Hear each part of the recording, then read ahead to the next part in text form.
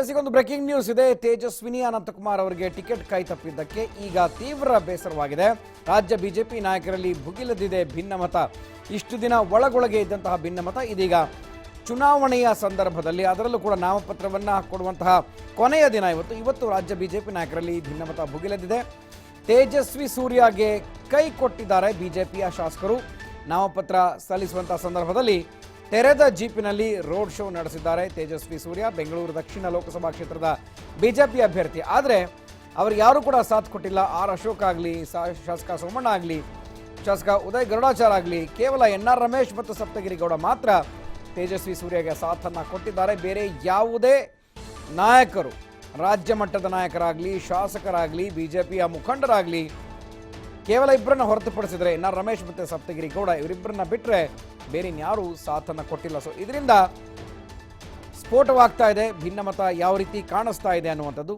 So ರಾಜ್ಯ BJP ನಾಯಕರು ಯಾವ ರೀತಿಯಾಗಿ ಇದನ್ನು ರಿಸೀವ್ ಮಾಡ್ಕೊಳ್ತಾರೆ, ಯಾಕೆಂದರೆ ಇಲ್ಲಿಂದ ಅಭ್ಯರ್ಥಿ ಆಗಬೇಕು ಅಂತ ಆಯ್ಕೆ ಮಾಡಿ ಕಳಿಸಿದ್ದದ್ದು ತೇಜಸ್ವಿನಿ ಅನಂತಕುಮಾರ್ ಅವ್ರನ್ನ. ಆದರೆ ಅಲ್ಲಿ ಆಯ್ಕೆಯಾಗಿ ಬಂದಿದ್ದು ತೇಜಸ್ವಿ ಸೂರ್ಯ ಅವರು. ಸೊ ಹಾಗಾಗಿ ಈ ಅಸಮಾಧಾನ ಇದೆ.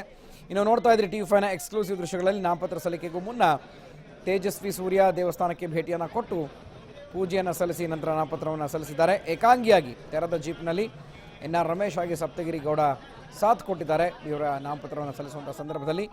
ಸೊ ಈ ಹಿನ್ನೆಲೆ ಬಿಜೆಪಿಯಲ್ಲಿ ಭಿನ್ನಮತ ಭುಗಿಲೆದ್ದಿದೆ.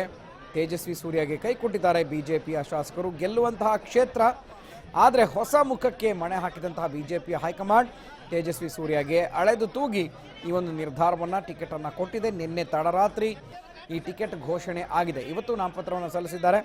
ಅದಕ್ಕೂ ಮುನ್ನ ಯಡಿಯೂರಪ್ಪ ನಿವಾಸಕ್ಕೆ ಭೇಟಿಯನ್ನು ಕೊಟ್ಟು ಮಾತುಕತೆ ನಡೆಸಿದ್ರು, ಹಾಗೆ ಆಶೀರ್ವಾದ ಪಡ್ಕೊಂಡ್ರು. ನಾಮಪತ್ರವನ್ನು ಇದೀಗ ಸಲ್ಲಿಸಿದ್ದಾರೆ. ಈ ಬಗ್ಗೆ ಮತ್ತಷ್ಟು ಮಾಹಿತಿಯನ್ನು ನಮ್ಮ ಪ್ರತಿನಿಧಿ ಪವನ್ ಕೊಡ್ತಾರೆ. ಪವನ್, ಒಂದು ಕಡೆ ಅಳೆದು ತೂಗಿ ಸಾಕಷ್ಟು ಹೆಸರುಗಳು ಕೇಳಿಬಂದ ನಂತರ ತೇಜಸ್ವಿ ಸೂರ್ಯಗೆ ಬಿಜೆಪಿಯ ಟಿಕೆಟ್ ಫೈನಲ್ ಆಗಿದೆ ಬೆಂಗಳೂರು ದಕ್ಷಿಣ ಲೋಕಸಭಾ ಕ್ಷೇತ್ರದಿಂದ. ಆದರೆ ಇದರ ಹಿನ್ನೆಲೆಯಲ್ಲಿನೇ ಬಿಜೆಪಿಯ ನಾಯಕರಲ್ಲಿ ಭಿನ್ನಮತ ಭುಗಿಲೆದಿದೆ. ಯಾರ ಮಾತನ್ನು ಕೂಡ ಹೈಕಮಾಂಡ್ ಕೇಳಿಲ್ಲ ಅನ್ನುವಂಥದ್ದು. ಸೊ ಹಾಗಾಗಿ ಏಕಾಂಗಿಯಾಗಿ ನಾಮಪತ್ರವನ್ನು ಸಲ್ಲಿಸಿದ್ದಾರೆ. ಅಂದರೆ ದೊಡ್ಡ ದೊಡ್ಡ ನಾಯಕರು ಯಾರೂ ಇಲ್ಲದೆ ಅಕ್ಕಪಕ್ಕದಲ್ಲಿ ಈ ಅಭ್ಯರ್ಥಿ ನಾಮಪತ್ರವನ್ನು ಮೊದಲನೇ ಬಾರಿಗೆ ಸಲ್ಲಿಸಿದ್ದಾರೆ. ಸೊ ಏನು ಹೆಚ್ಚಿನ ಮಾಹಿತಿ ಇದೆ, ಭಿನ್ನಮತ ಯಾವ ರೀತಿ ಇದೆ ಅಂತ? ಗುರುಪ್ರಸಾದ್, ಒಂದು ಕಡೆ ಹೈಕಮಾಂಡ್ ರಾಜ್ಯ ನಾಯಕರ ಮಾತು ಕೇಳಿಲ್ಲ ಅನ್ನೋದಕ್ಕಿಂತ ಬಹಳ ಪ್ರಮುಖವಾದಂತ ಕಾರಣ ಏನಂದ್ರೆ ತೇಜಸ್ವಿನಿ ಅನಂತಕುಮಾರ್ ಅವರಿಗೆ ಟಿಕೆಟ್ ಕೈ ತಪ್ಪಲಿಕ್ಕೆ ಬಿಜೆಪಿ ನಾಯಕರು ಕೂಡ ಪರೋಕ್ಷವಾಗಿ ಕೈ ಜೋಡಿಸಿರೋದು ಮೇಲ್ನೋಟಕ್ಕೆ ಇಲ್ಲಿ ಸಾಬೀತಾಗ್ತಾ ಇದೆ.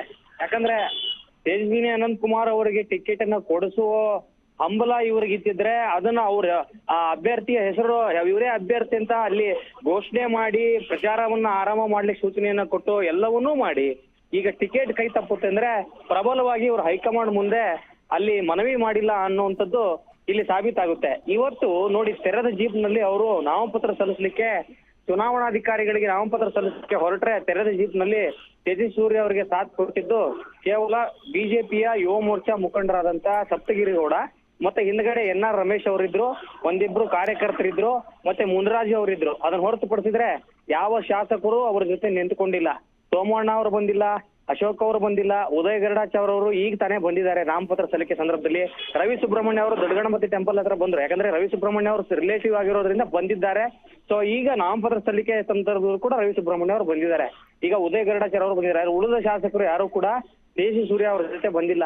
ಯಾಕಂದ್ರೆ ಬಹಳ ವಿಶೇಷವಾಗಿ ಏನಂದ್ರೆ ಒಂದು ಕೆಲ ದಿನಗಳ ಹಿಂದಷ್ಟೇ ಒಂದು ಸಭೆಯನ್ನ ಮಾಡಿದ ಸಂದರ್ಭದಲ್ಲಿ ತೇಜಸ್ವಿ ಅನಂತಕುಮಾರ್ ಅವ್ರನ್ನ ನಾವು ಶಿಫಾರಸ್ ಮಾಡ್ಬೇಕಂತ ಸಭೆಯಲ್ಲಿ ಒಮ್ಮತದ ನಿರ್ಧಾರವನ್ನು ತೆಗೆದುಕೊಳ್ಳಾಯಿತು. ಆದ್ರೆ ಈಗ ಕೊನೆಯ ಕ್ಷಣದಲ್ಲಿ ಟಿಕೆಟ್ ಕೈ ತಪ್ಪಿರೋದ್ರಿಂದ ರಾಜ್ಯ ನಾಯಕರಿಗೂ ಮುಜುಗರ ಆಗಿದೆ. ಹೀಗಾಗಿ ಯಾರು ಕೂಡ ಬಂದಿಲ್ಲ ಅಂತ ಹೇಳಲಾಗ್ತಾ ಇದೆ. Guruprasad, okay, thank you Pavan ಮಾಹಿತಿಗೆ.